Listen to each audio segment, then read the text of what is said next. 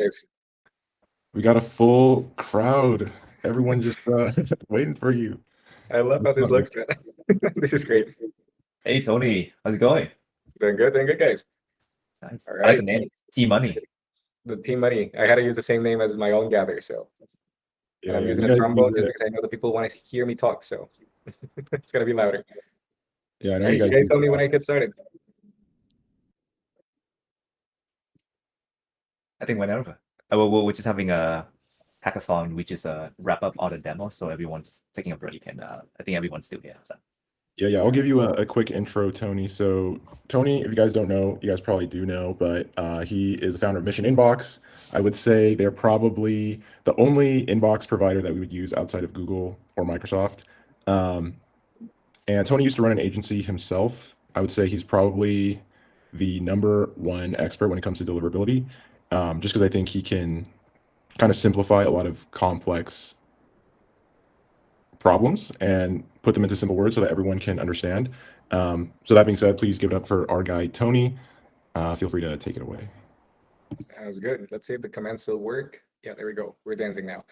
All right. So for today's call, I debated as to what I can talk to someone that is already working at a company like SiteMate in the first place, like one of the things that you might not know directly from SiteMate. So I thought about going into the very basics, but like the good basics, if that makes sense. I'm not going to teach you what SPF, DMARC, and DKIM do. It's not relevant for your day-to-day basis. But I would say mostly about campaign management and then also how to test for spam is going to be really, really relevant in our case, especially because the main premise is that whenever your emails are going into the spam folder or a mailbox shows up as not as effective, meaning not as many responses on a given week or on a given month, automatically the main assumption is I'll close the account, I'll go buy a new mailbox or switch it back to the new infrastructure. When in reality, there's a lot more things in the back end that could basically make it an issue, such as the copy itself, right? So I'm going to talk about the main things when it comes down to the copy, the signature. I'm not going to go into the copy itself or how to write copy in the first place, but basically teaching you guys a few tools in our arsenal on how we test ourselves for our own customers. And then if you can learn a thing or two, I'm more than happy to do that. So I'll go quickly into how spam filters work, which is a thing that not a lot of people know about, but it's going to be important for you to understand.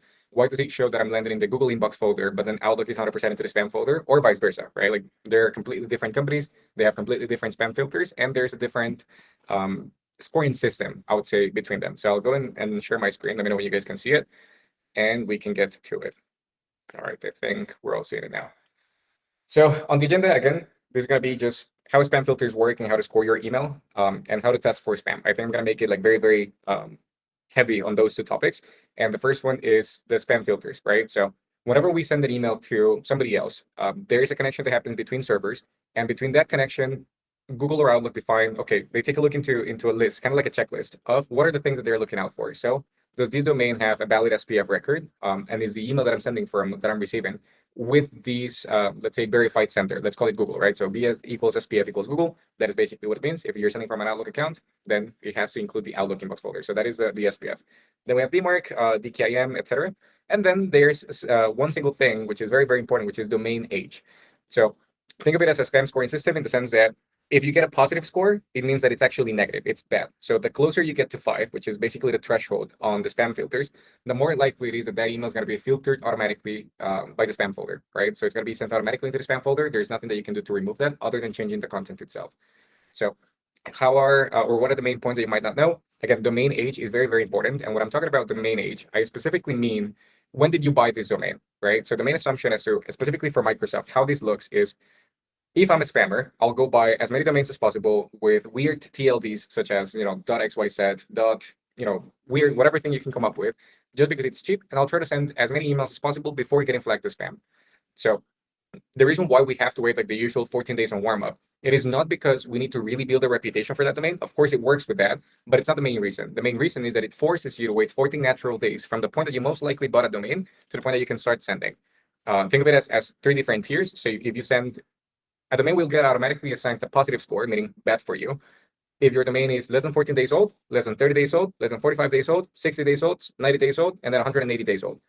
Once you've crossed 188 days old, you're kind of considered like a legitimate business that if you haven't sent cold email from that, or if you're just warming up that specific domain for that long of a period, then it means that your emails are valuable. You're a legit company because no spammer waits, 6 months to start sending their first cold email out. So that is the main thing that's going to be important for Outlook deliverability. So domain H is going to be the most important. There's a few things or two that I'm going to be sharing with Enoch and Wesley on how to buy H domains in case you want to start using them. They're by default going into the Outlook inbox folder.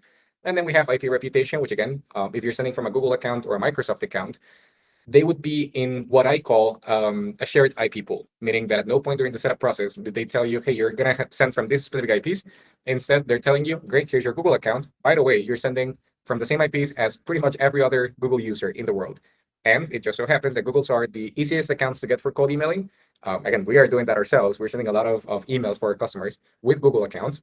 And therefore, whenever somebody marks me as spam, it ends up affecting, of course, my mailbox, my domain, but ultimately the IP reputation. That is why companies like Mission Inbox exist in the first place, where we give you a dedicated IP, where only you're sending from that IP. And therefore, if your IP reputation gets damaged, it's most likely because of something that you're doing, something that you're sending, and of course, that you can get to fix in the first place. So those are the main key points. I have multiple other slides on how to talk about this topic, but I think the one that's going to be mostly relevant for you guys is going to be on, I'm landed in the spam folder. My reply rate for a customer dropped in the last week.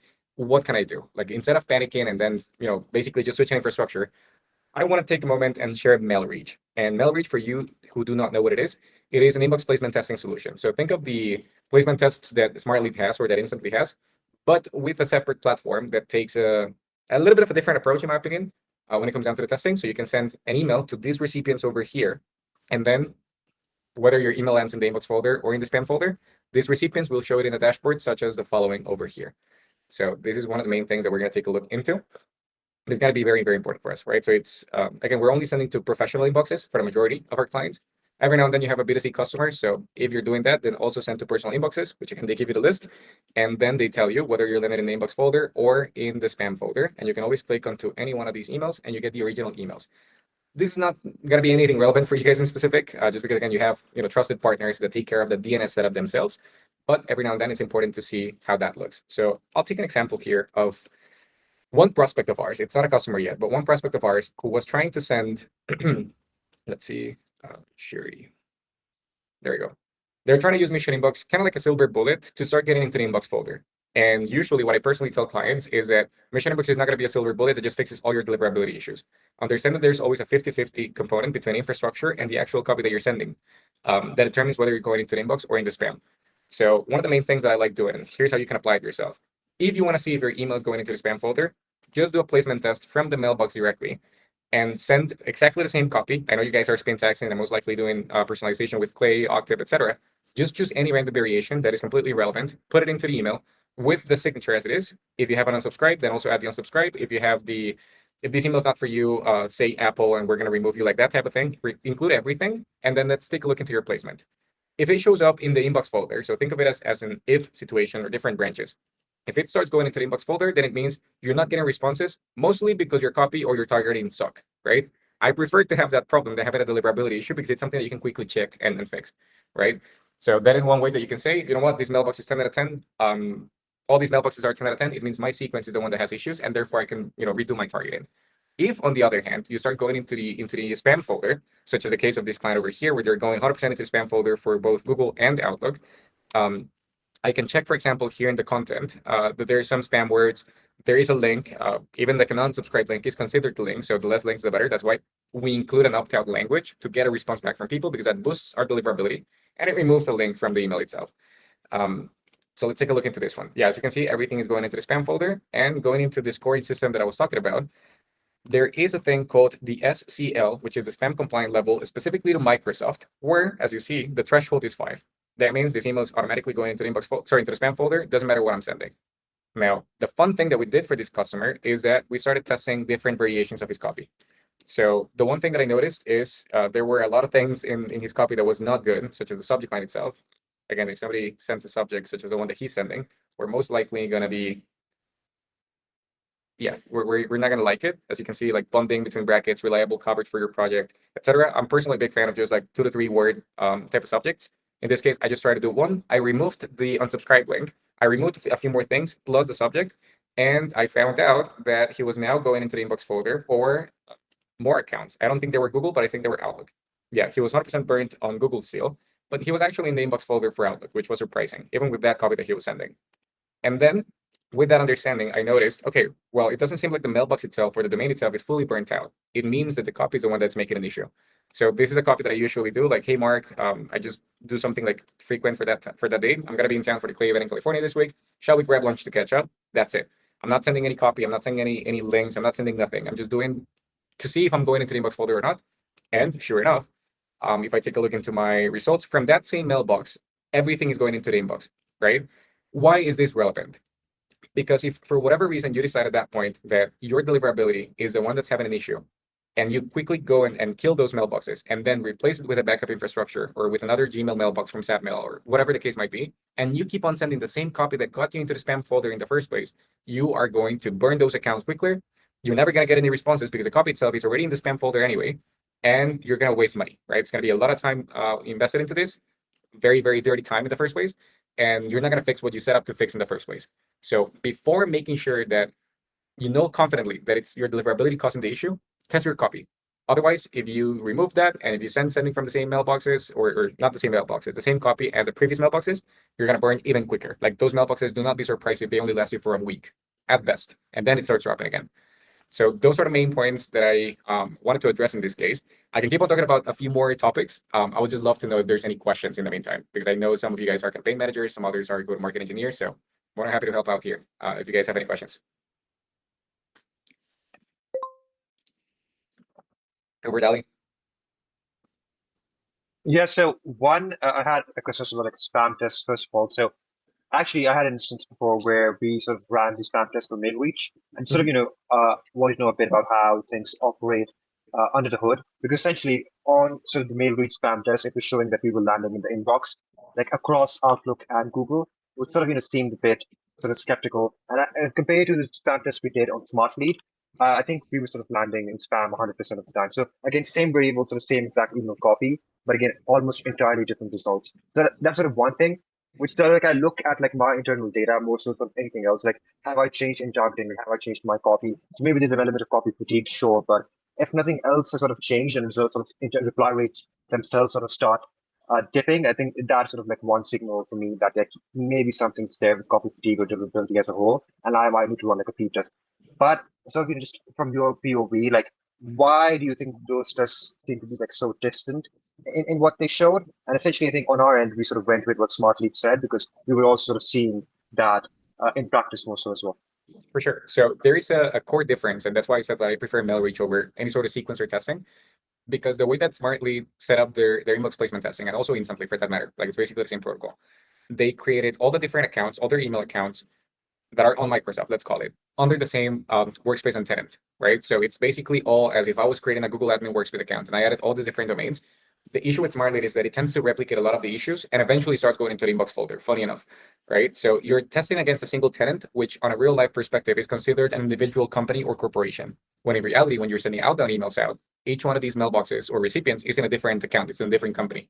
So with MailReach, something else that I didn't share with you guys is that you can actually change the SID list, right? Like if you're not confident, like this still looks a little bit fishy, I don't really know what's going on, etc. You can go into the spam checker, and then you can see all the way down here where it says SID list 1. If I click on this one, I can change the SID list so that I'm testing against multiple different recipients with domains that are completely different in age. I personally prefer the SID list 1 just because it has the older domains. But if you're contacting like SMBs or people that have just started their company, maybe SID list 2 or maybe SID list 3 works better for your case. But that is how I personally like doing these things. That being said, though, I do understand. Sorry, this is my gather. I do understand how sometimes MailReach could be 10 out of 10, and then all of a sudden, your emails are still going into the spam folder and your reply rate hasn't changed at all.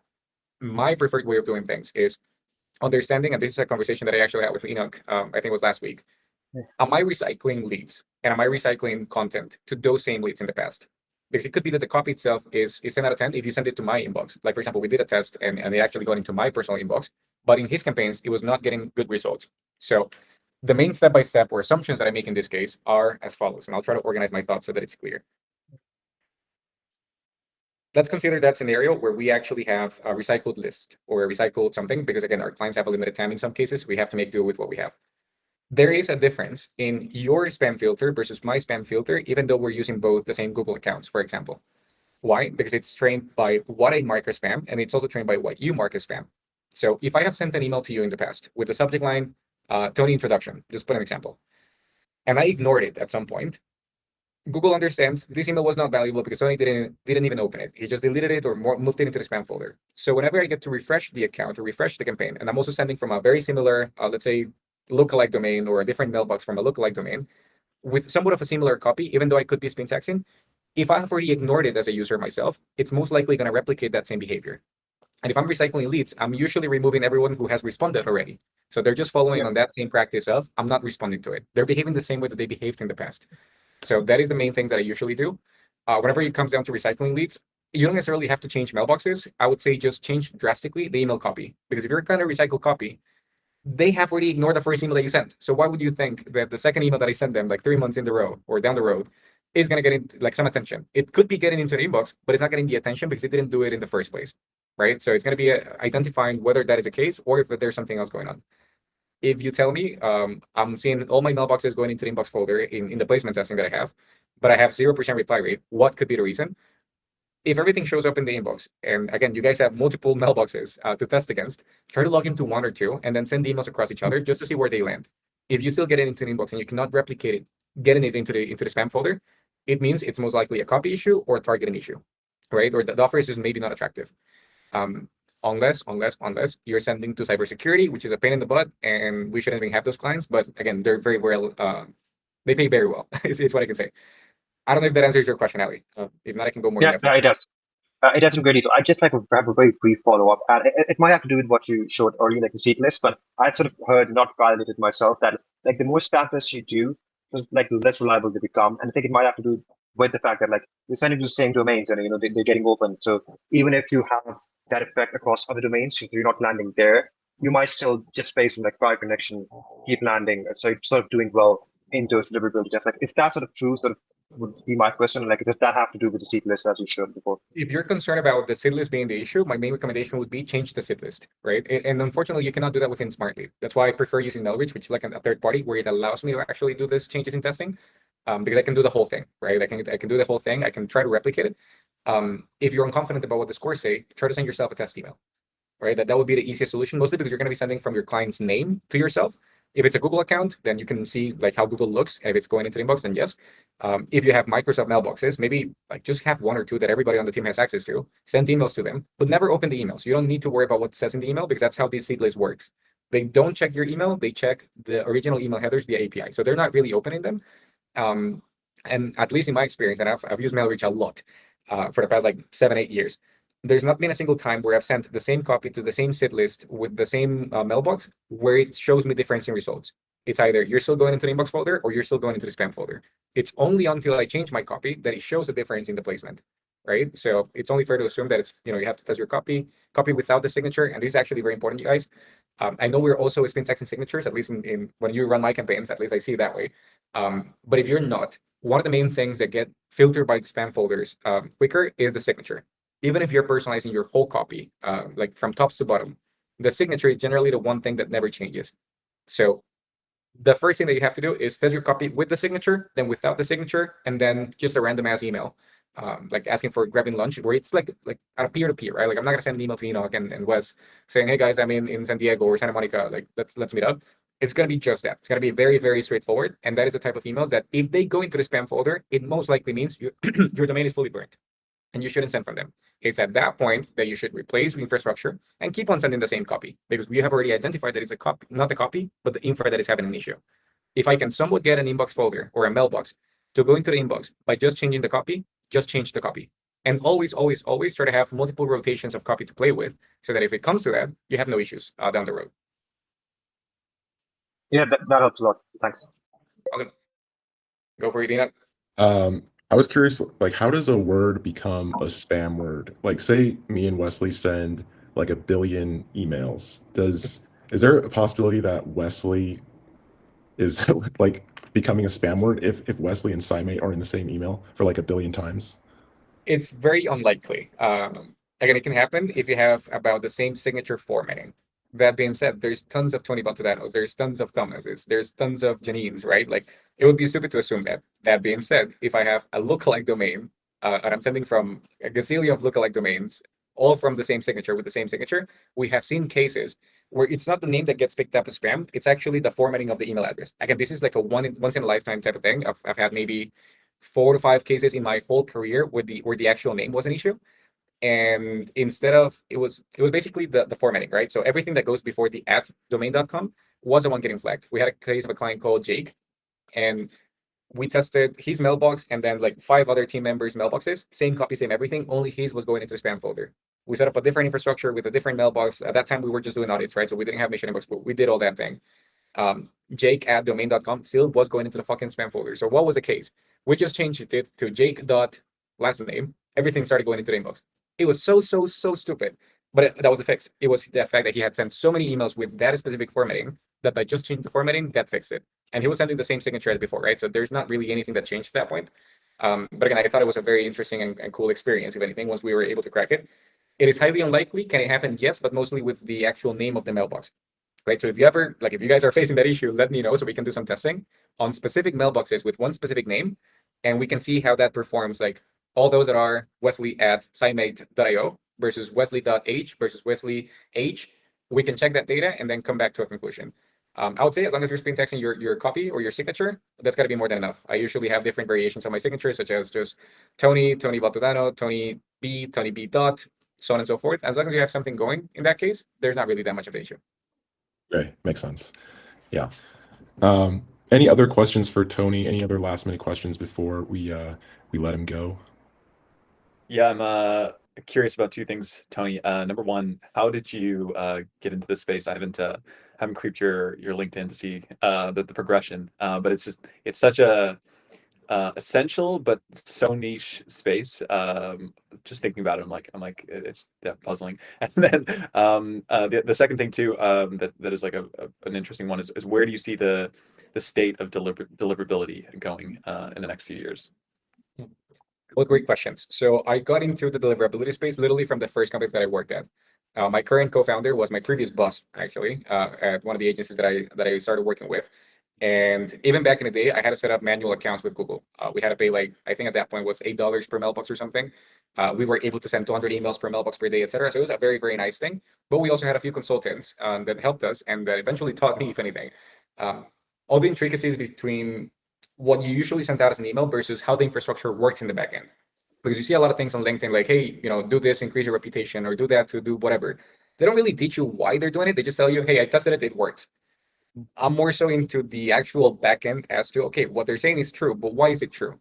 And then I can come up with a conclusion on, deliverability speaking, the best practice is say this, the infrastructure in the backend does the following, and therefore this is why this is an action, right? Like everybody knows that they should test their mailboxes. They don't know how to test them or why they should test those things.